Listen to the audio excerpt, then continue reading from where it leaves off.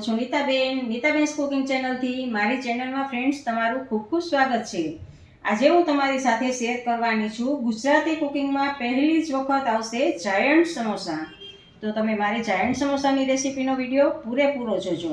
Recipe બનાવતા પહેલાં તમને ફ્રેન્ડ્સ જાયન્ટ સમોસા ગમે તો લાઈક કરજો અને તમે મારી ચેનલમાં પહેલી જ વખત જોતા હો તો સબસ્ક્રાઈબ કરજો અને બાજુમાં રહેલ બેલ આઇકનને પ્રેસ કરજો જેથી મારી નવી નવી રેસીપીના નોટિફિકેશન તમને મળતા રહે।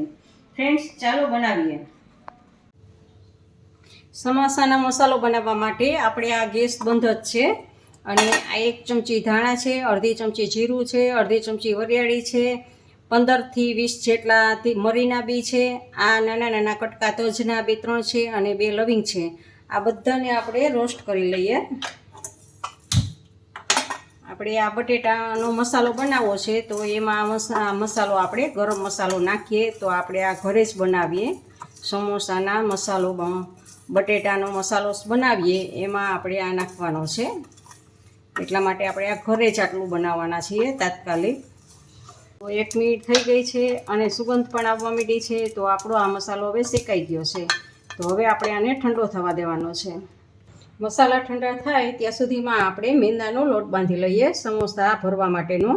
તો આ મેંદો છે, 1 વાટકો મેંદો છે અને એમાં આપણે થોડુંક નિમક સ્વાદ પ્રમાણે એડ કરવાનું છે અને આપણે એમાં મોણ નાખવાનું છે, ઘીનું મોણ નાખવાનું છે આપણે।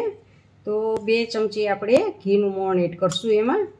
જો ઘીનું મોણ આપણે એડ કરશું ને એટલે આપણી સમોસાનું ઉપરનું પડ છે એકદમ ખસ્તા થશે, એકદમ સરસ ક્રિસ્પી અને ખસ્તા બનશે અને બધું જ ઘીને આવી રીતે આમ લોટમાં મસળી લેવાનો છે। બધા જ લોટમાં સારી રીતે મિક્સ થઈ જાય એવી રીતે આપણે આ મસળવાનું છે અને તમે જુઓ છો જો આટલું આમ આપણે મોણ નાખવાનું છે અને હવે આને આપણે મોણ આ સારી રીતે બધું ફેલાવાઈ ગયું છે। તો હવે થોડું થોડું કરીને પાણી એડ કરવાનું છે અને આપણે કઠણ લોટ બાંધવાનો છે।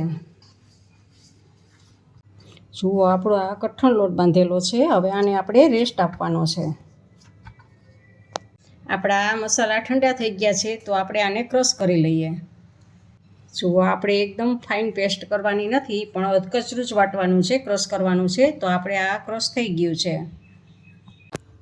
સમોસાનો મસાલો બનાવવા માટે એક પેનમાં 1 ચમચી મેં તેલ લીધું છે અને ગેસને હવે આપણે ફૂલ કરીએ અને એમાં તેલ આવે એટલે આપણે શેષ ગરમ થાય એટલે આ મરચાં 1 મરચાંના ઝીણા ઝીણા કટકા કરેલા છે એ મરચાંને સેજ આપણે સાતળવાના છે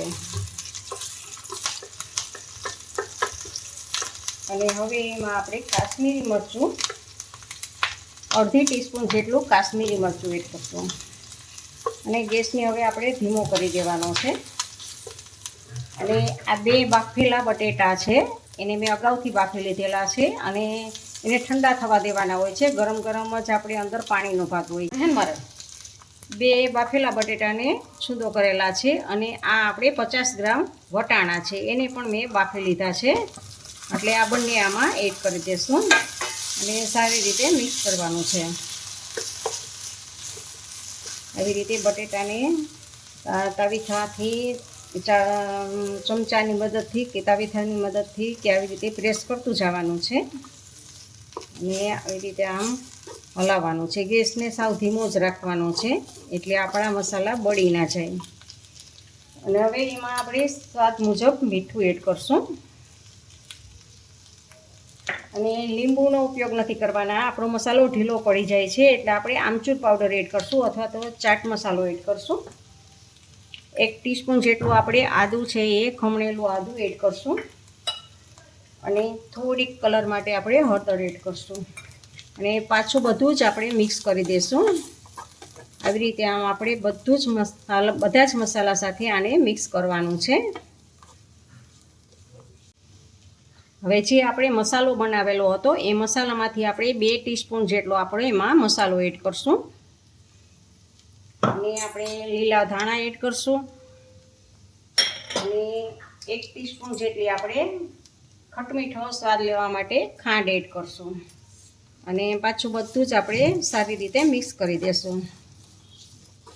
એકદમ ટેસ્ટી એવો આ મસાલો બને છે. આવી રીતે તમે મસાલો બનાવશો ને તો એકદમ ટેસ્ટી બનશે.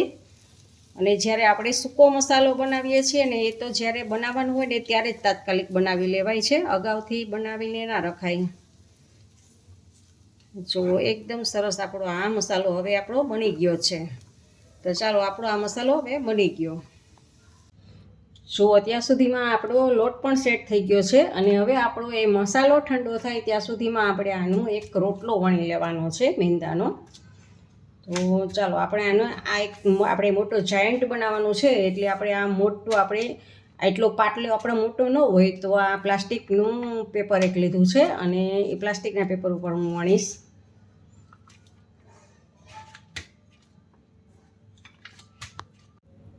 જો આપણે આ સમોસું મોટું જાયન્ટ બનાવવાનું છે એના માટેનું આ મેંદાનું એક મોટો લંબગોળ આકારનો મેં રોટલી વણી લીધી છે. મોટી એવી આપણે સાઈઝમાં બનાવેલી છે.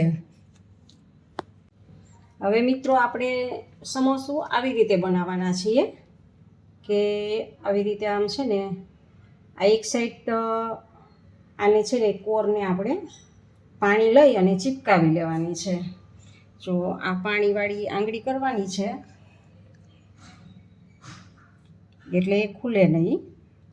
બંને સાઈડ આપણે આવી રીતે આમ કરવાની છે અને આપણે આને ચીપકાવી લેશું. એકદમ ભાર દઈ દઈશું અને થઈ ગયું. અને હવે આપણે સમોસાના શેપ માટે આપણે અહીંથી છે ને આને આવી રીતે આમ કટ કરી લેશું. એટલે અહીંથી આ કટ થઈ ગયું આપણું. તો હવે આને આપણે ખોલવાનું છે. તેમ કરી અને ખોલી અને આમાં આપણે મસાલો પછી ભરી દેવાનો છે. તો હવે આપણે મસાલો આમાં ભરશું. તો જુઓ ફ્રેન્ડ્સ, આને આપણે આમાં મસાલો ભરી દઈએ. જો આપણે જે મસાલો બનાવેલો છે ને બધો જ મસાલો એમાં આપણે ભરી દઈશું. અને પછી અંદર આપણે સરખાએ ફેલાવી દઈશું. જો હવે આંગળીની મદદથી આમ પાછળ જવા દેવાનું છે. આમ બધી જ બાજુ ફેલાવવાનું છે આપણે.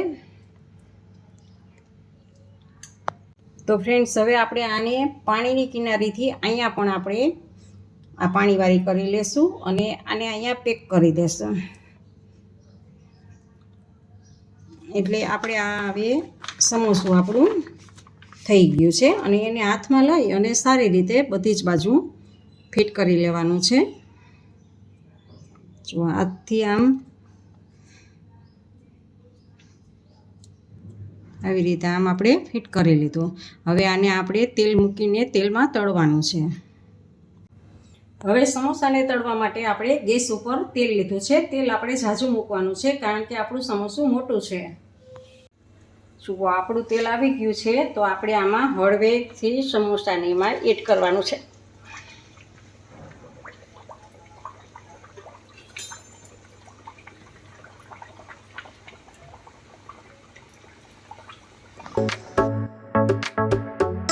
હવે આપણે આને હળવે હળવે પલટાવવાનું છે બીજી સાઈડ.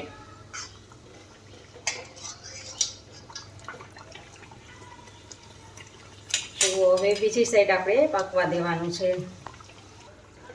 જુઓ આપણું એક સમોસું જાયન્ટ સમોસું છે એટલે એક જ સમોસું અંદર સામે અને સરસ એવું ગોલ્ડન એવું થવા લાગ્યું છે.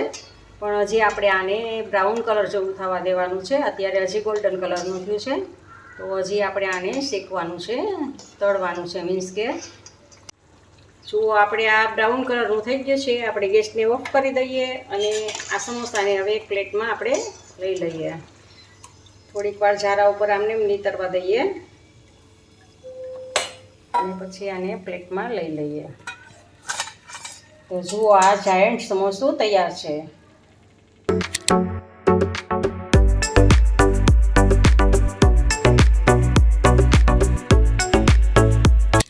તમને મારી રેસીપી ગમે તો લાઈક અને શેર કરજો અને તમને મારી રેસીપી કેવી લાગી તે કમેન્ટ બોક્સમાં કમેન્ટ કરીને જરૂરથી જણાવજો. ઇન્સ્ટાગ્રામમાં મારા પેજને ફોલો કરજો. મેં નીચે લિંક આપેલી છે. સબસ્ક્રાઈબ કરવાનું ભૂલતા નહીં. આવજો, બાય. ફરી મળીએ નવી રેસીપી સાથે.